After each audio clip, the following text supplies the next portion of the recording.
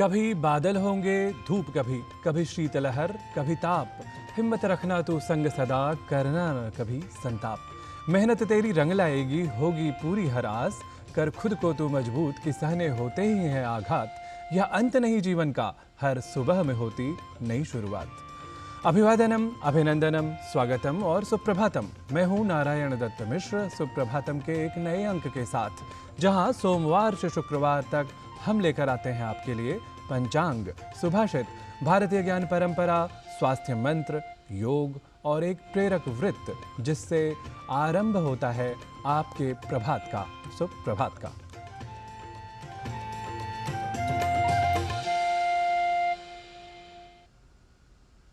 जिस प्रकार सोना आग में तपकर ही कुंदन बनता है, ठीक उसी प्रकार कठिन समय में धैर्यवान व्यक्ति निखर उठता है।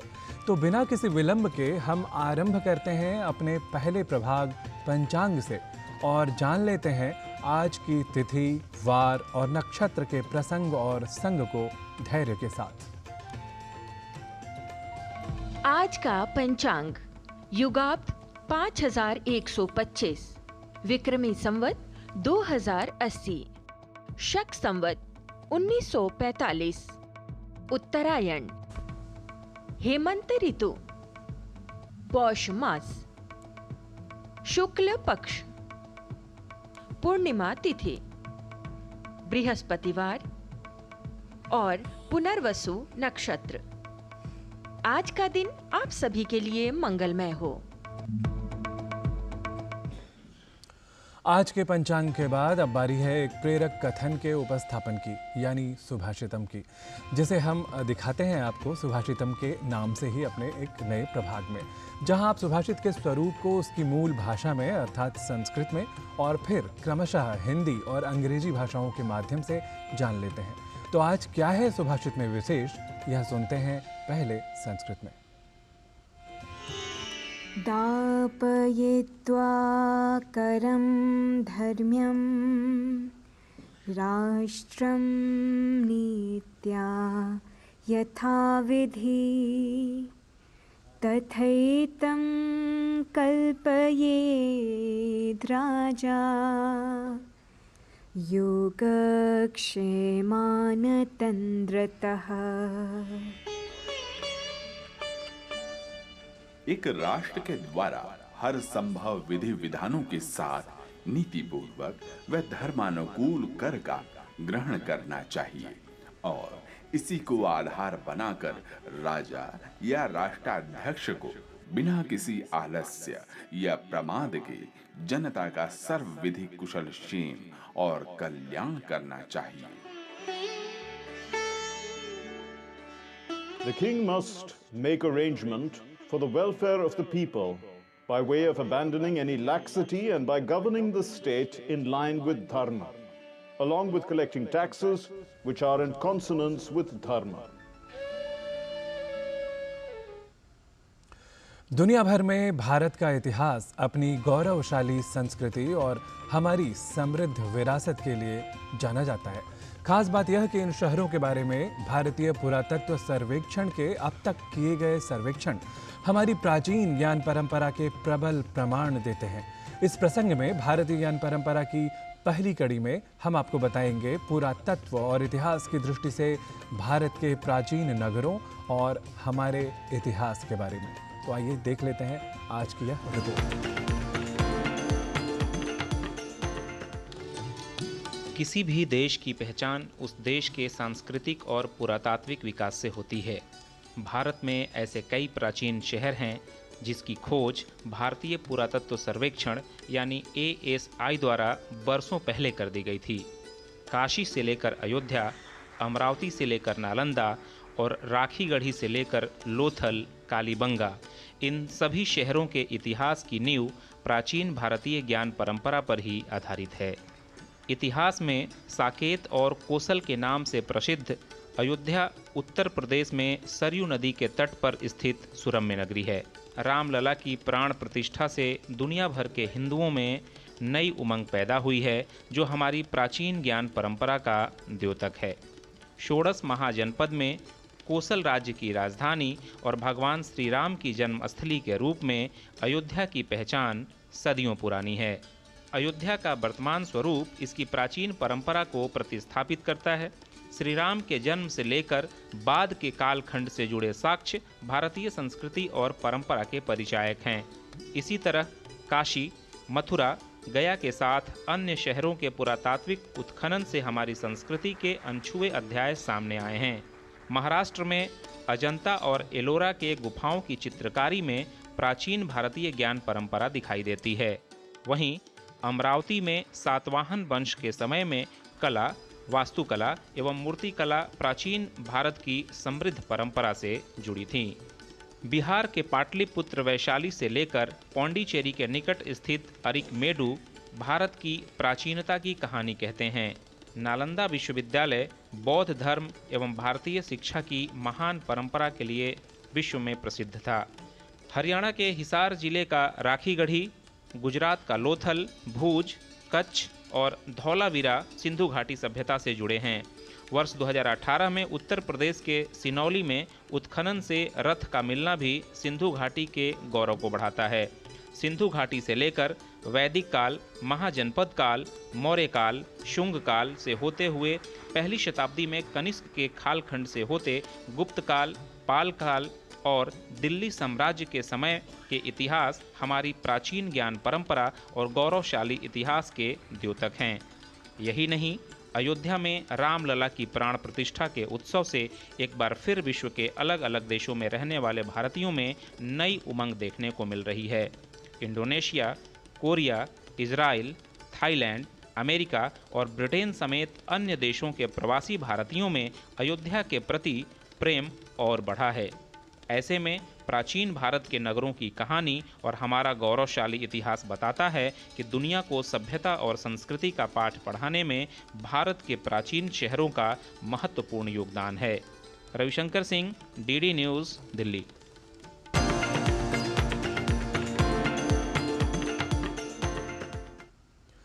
भारतीय ज्ञान परंपरा के बाद अब बात स्वास्थ्य की। बेदाग और निखरी त्वचा लगभग सभी चाहते हैं। अगर त्वचा पर सफ़ेद दाग आ जाए तो चिंता हो जाती है और उसे दूर करने के कई तरह के विकल्प भी अपनाए जाते हैं। लेकिन सफ़ेद दाग यानी विटिलिगो के मामले में विशेषज्ञ को दिखाना क्यों जरूरी है, आइए समझ लेते हैं अपनी इस रिपोर्ट में। विटिलिगो यानी त्वचा पर सफेद दाग की समस्या। इस बीमारी में शरीर के कई हिस्सों में सफेद दाग बन जाते हैं। ये शरीर के किसी भी भाग में हो सकते हैं। इस रोग को लेकर लोगों के मन में डर और कई भ्रांतियां हैं। दरअसल हमारे शरीर में मेलेनोसाइट्स नामक कोशिकाएं होती हैं जो त्वचा को प्राकृतिक रंग प्रदान करती हैं। लेकिन जब किसी कारण से ये कोशिकाएं नष्ट होने लगती हैं तो अपना काम ठीक से नहीं कर पाती और त्वचा का रंग बदलने लगता है। हमारे शरीर का इम्यून सिस्टम यानी प्रतिरक्षा प्रणाली जब अपने ही शरीर के ऊतकों को नुकसान पहुंचाने लगता है तब ऐसा होता है। विटिलिगो में त्वचा में मेलेनोसाइट्स कोशिकाएं नष्ट हो जाती हैं या फिर कार्य करना बंद कर देती हैं, जिसकी वजह से त्वचा और बालों का रंग हल्का होने लगता है या फिर सफेद हो जाता है। विटिलिगो जैसे आप लोग समझते हैं कि एक वो इस तरीके की बीमारी है जिसमें त्वचा के ऊपर सफ़ेद रंग के निशान पड़ जाते हैं। इसमें कोई सिम्टम्स नहीं होते हैं। ये बीमारी किसी को भी हो सकती है, लेकिन उन लोगों में ज़्यादा दिखती है जो कि पिगमेंटेड स्किन वाले होते हैं, कि जैसे कि लोग हमारे देश में हैं, एशिया या अफ्रीका के देशों में रहते हैं। लेकिन इससे डरने की कोई बात नहीं है। बच्चों में भी हो सकती है, बड़ों में भी हो सकती है, किसी भी उम्र में हो सकती है। विटिलिगो के शुरुआती लक्षणों में त्वचा का रंग फीका पड़ जाना या सफ़ेद होना, त्वचा पर जगह जगह सफ़ेद दाग, हाथ, पैर, चेहरे या होंठ पर सफेद दाग, समय से पहले बालों का सफेद हो जाना, दाढ़ी और भौहों का रंग उड़ जाना और आंख में रेटिना की परत का रंग फीका पड़ जाना शामिल है। जब भी ये निशान पड़े तो ये ज़रूरी है कि डॉक्टर की सलाह लें और उसका इलाज कराएं। ये छुआछूत की बीमारी नहीं है, एक दूसरे को लगती नहीं है। ये वंशानुगत या हेरिडिटरी बीमारी नहीं है कि एक आदमी को है तो उसके बच्चों को हो जाएगी, और एक से दूसरे को लगने वाली तो बिल्कुल ही नहीं है। बीमारी का इलाज हो सकता है जितनी जल्दी हो सके डॉक्टर की सलाह से इसका इलाज करवाएं और तब तक इलाज चलता रहे जब तक डॉक्टर ये ना कह दें कि अब ये बीमारी ठीक हो गई है, या किसी मरीज में 70% 80% ठीक हो जाने के बाद निशान रुक जाते हैं। तो उस स्थिति में इसका सर्जरी से भी इलाज हो सकता है, स्किन की ग्राफ्टिंग कर सकते हैं, इसमें मेलानोसाइट ट्रांसफ़र कर सकते हैं। खाने पीने की किसी भी चीज़ से कोई लिंक या इसका कोई संबंध नहीं है, नहीं मछली और दूध के साथ में है, नहीं किसी खट्टी चीज़ खाने के साथ में इसका कोई संबंध है, ना उनसे होती है, ना ही उनसे बढ़ती है और ना ही ये उनका इलाज है। यदि आपकी त्वचा का रंग फीका पड़ने लगा है तो भूल कर भी इसे नजरअंदाज न करें, बल्कि तुरंत डॉक्टर से संपर्क करें, क्योंकि ये सफेद दाग के शुरुआती लक्षण हो सकते हैं। ऐसा होने पर विशेषज्ञ को दिखाएं और जानिए कि कहीं ये विटिलिगो की समस्या तो नहीं। किरण भारद्वाज, डीडी न्यूज।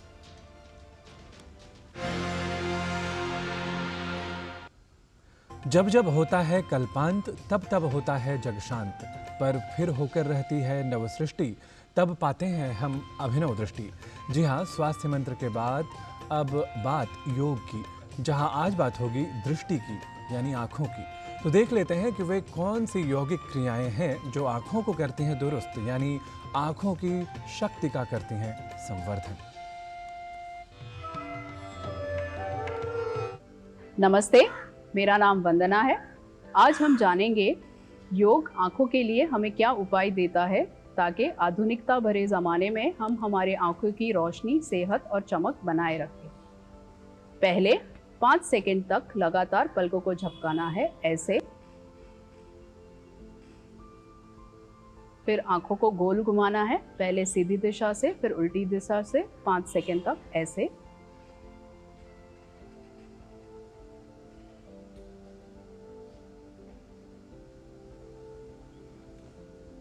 अब हम त्राटक करेंगे। पहले राइट शोल्डर गेज करेंगे, जिसमें नेत्रगोला या आई बॉल्स राइट कंधे की ओर देखते रहेंगे, एक टक बिना पलके झपकाए, ऐसे।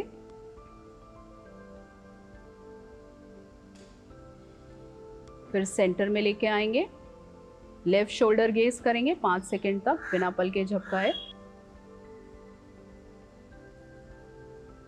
फिर आई बॉल सेंटर में लेके आएंगे, नासिकाग्र यानी नोज टिप की ओर लगातार फोकस करना है 5 सेकंड तक बिना पलके झपकाए।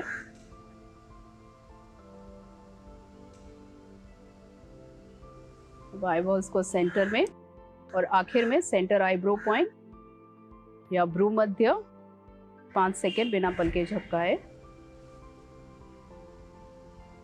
अब धीरे से आंखों को बंद करना है। दोनों हाथ की हथेलियों को अच्छे से घिस के गर्म करना है। दोनों हाथों का कप बना के आंखों को गर्माहट देते हुए आंखें वही हाथों के कप में खोलना है। आइए जानते हैं कुछ practical tip yoga guru doctor हंसाजी Yogendra से। नमस्कार। हम अपनी आंखों का ध्यान रखते ही नहीं, ख्याल ही नहीं रहता। बहुत ज़रूरी है कि हम स्क्रीन पर लगे रहते हैं, तब हर 20 मिनट में आंखों को बंद कर लेना, आंखों को थोड़ा मटकाना, कोई दूर की चीज़ देखना थोड़ी देर के लिए, ये करना ही है हमें। दूसरा, ध्यान रखें कि हम आंखों की कसरत करें। राइट साइड पर आंखों को घुमाएं, लेफ्ट साइड पर घुमाएं, ऊपर घुमाएं, नीचे घुमाएं, गोल गोल घुमाएं, पास की कोई चीज़ देखें और दूर की चीज़ देखें। ये 50 बार करें। ये सब बहुत अच्छी आंखों की कसरतें हैं। और जब भी आंखों का उपयोग नहीं कर रहे, हम सोच रहे हैं, आंखों को बंद करने की आदत डालें। ये स्क्रीन के ऊपर ब्लू लाइट पर ज़्यादा समय रात को ना बिताएं। रात को अच्छी नींद लेना भी आंखों के स्वास्थ्य के लिए ज़रूरी है। बस कोशिश यही जारी रहे। नमस्कार।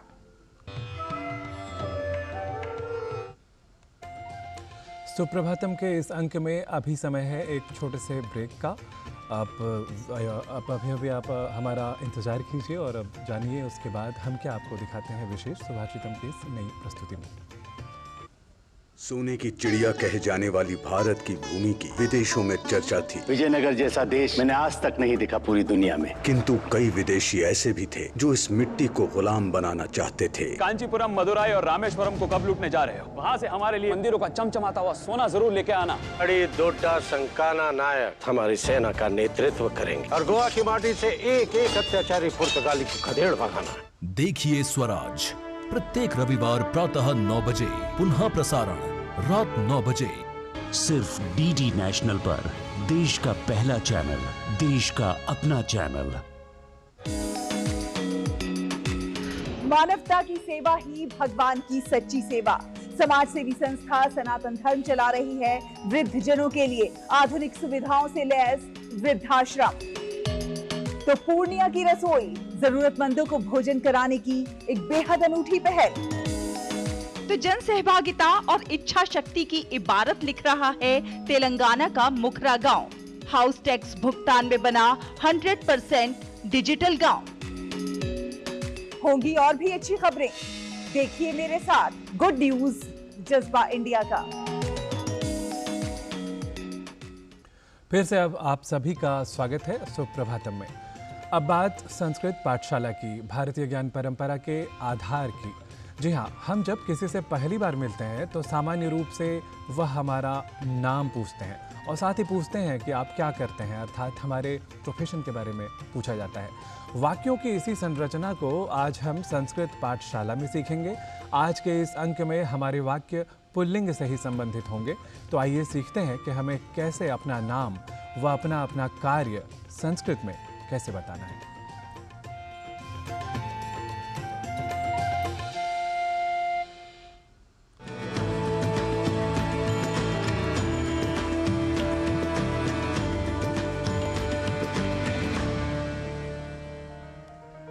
जब आपसे कोई आपका नाम संस्कृत में पूछते हैं तो वे कहेंगे भवतः नाम किम, आपका क्या नाम है। भवान किम करोति, आप क्या करते हैं। तो अब अगर मैं जर्नलिस्ट हूं तो मैं कहूंगा अहम पत्रकारः अस्मि। पत्रकारः अर्थात जर्नलिस्ट। अधिकारी अर्थात ऑफिसर, अहम अधिकारी अस्मि। उट्टंककः अर्थात टाइपिस्ट, अहम उट्टंककः अस्मि। अभियंता अर्थात इंजीनियर, अहम अभियंता अस्मि। आचार्यः अर्थात प्रोफेसर, अहम आचार्यः अस्मि। लिपिकः अर्थात क्लर्क, अहम लिपिकः अस्मि। अधिवक्ता अर्थात लॉयर, अहम अधिवक्ता अस्मि। विक्रेता सेल्समैन, अहम विक्रेता अस्मि। प्रवक्ता लेक्चरर, अहम प्रवक्ता अस्मि। छात्रः स्टूडेंट, अहम छात्रः अस्मि। अर्चकः प्रीस्ट, अहम अर्चकः अस्मि। इसी प्रकार चित्रकारः, भारवाहः, कर्मकरः, नर्तकः, सैनिकः, लिपिकारः, अभिनेता, धीवरः, सुवर्णकारः। ऐसे कई कार्यक्षेत्र जिनसे आप संबद्ध हैं उन्हें आप बता सकते हैं। कार्यक्षेत्र के पहले अहम अर्थात मैं, अस्मि अर्थात हूँ, ये दो पद हमें जोड़कर वाक्य बनाने हैं।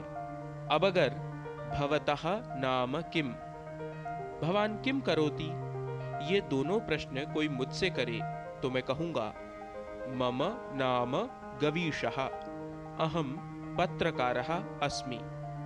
अब आप भी गवीशः के स्थान पर अपना नाम व पत्रकारः के स्थान पर अपना कार्य जोड़कर ऐसे कई वाक्य बना सकते हैं।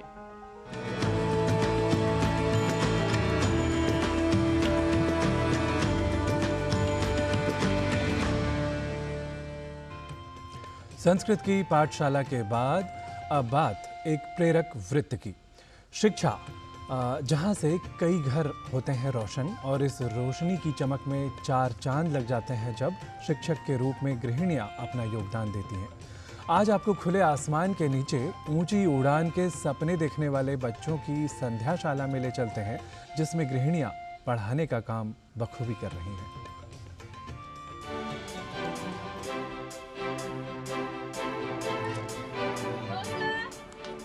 साबरमती नदी के किनारे बरगद के पेड़ की छाया में शिक्षा मंदिर बनी है ये संध्याशाला।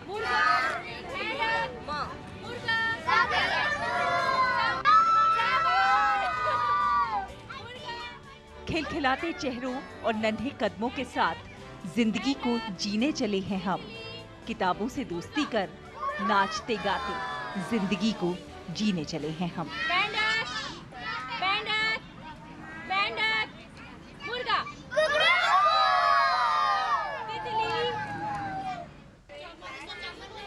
कहते हैं कि घर की रचनाकार गृहिणी किसी डिग्री की मोहताज नहीं होती। मैनेजमेंट से लेकर प्लानिंग तक और पैसों से लेकर पढ़ाई तक का ध्यान रखती ये हाउसवाइफ्स एक बेहतर शिक्षक हैं, जिसका उदाहरण है ये संध्याशाला। यहाँ साबरमती रिवर फ्रंट पर बस्तियों में रहने वाले गरीब बच्चों की चहेती शिक्षक बनी हैं ये गृहिणियाँ। घर की सभी जिम्मेदारियों को पूरा कर अपना वक्त निकाल इन मासूम बच्चों को मुफ्त में शिक्षा देने का काम कर रही हैं। संध्याशाला से शुरू से ही जुड़ी हुई हूँ।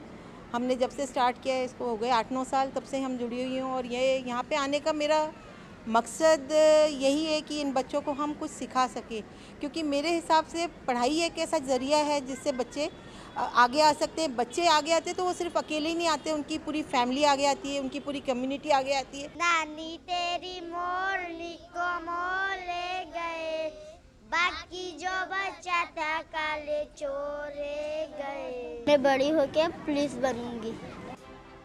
इन मासूम आंखों में पलते सपनों को उड़ान देकर किताबी शिक्षा को रोचक तरीकों और प्यार से पढ़ाती ये गृहिणियाँ इनकी शिक्षक के साथ साथ इनकी दोस्त भी हैं।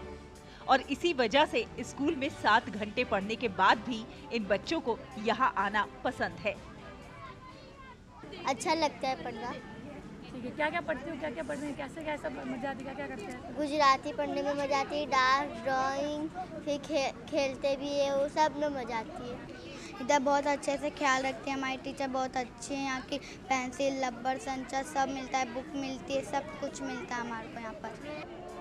रंग, जाति, धर्म सभी भेदों को भुलाकर केवल शिक्षा के रंग में डूबकर ये बच्चे पढ़ लिख कर अपने माँ बाप के वो हर सपने पूरा करना चाहते हैं जिसका ख्वाब कभी उन्होंने देखा था। और इसीलिए ये संध्याशाला आर्थिक रूप से कमजोर इन परिजनों की चिंता का हल बनी है। ये तो बस शुरुआत है, यहाँ से आगे निकलकर अभी तो कई मुकाम हासिल करने हैं। बच्चियाँ पढ़ने में भी पहले से ज़्यादा अच्छी हैं।